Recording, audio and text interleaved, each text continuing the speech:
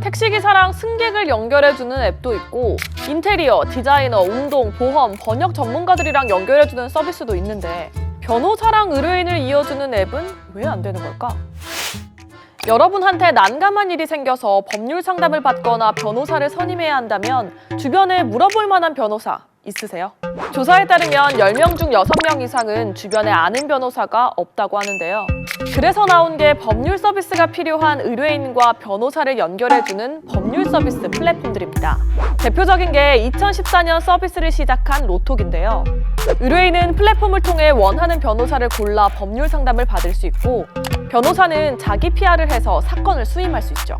의뢰인과 변호사 모두에게 도움이 되는 서비스 같은데 지금 문제가 좀 생겼어요. 대한변호사협회가 로톡에 가입한 변호사 중 1,440명을 징계 대상에 올리고 조사에 들어갔거든요. 변협은 로톡 같은 플랫폼 업체의 사업 구조가 변호사법을 위반했다고 주장합니다.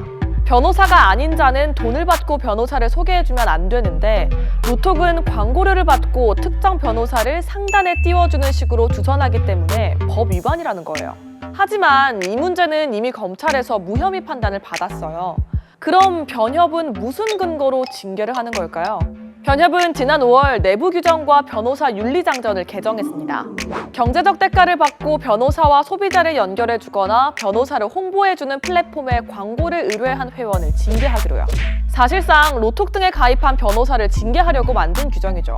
변협은 법률 플랫폼에서 경쟁이 치열해지면 변호사들이 수임료를 서로 낮추려 하고 결국 법률 서비스의 질도 떨어질 거라고 봅니다.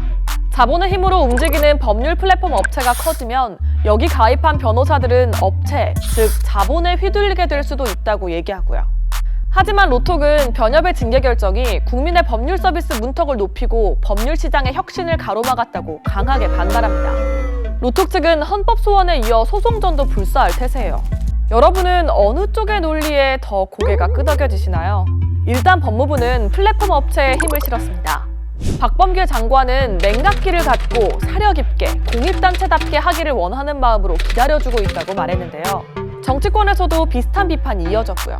그러자 변협은 법률 플랫폼의 대안으로 변협이 직접 변호사 정보를 제공하는 서비스를 출시하겠다고 했습니다.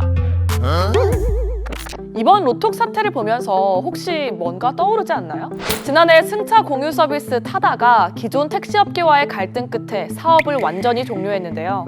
법률 서비스 플랫폼이 변협과의 갈등 끝에 사라져버리는 제2의 타다 사태가 될 수도 있다는 얘기입니다. 로톡과 변협만의 문제는 아닙니다. 미용의료 플랫폼 강남언니와 대한의사협회, 세무회계 플랫폼 3.3과 한국세무사고시회도 같은 갈등을 겪고 있는데요. 밥그릇 싸움이 혁신의 싹을 잘라버리고 있는 건 아닌지 진정으로 소비자들을 위한 길이 뭔지 돌아봤으면 좋겠습니다.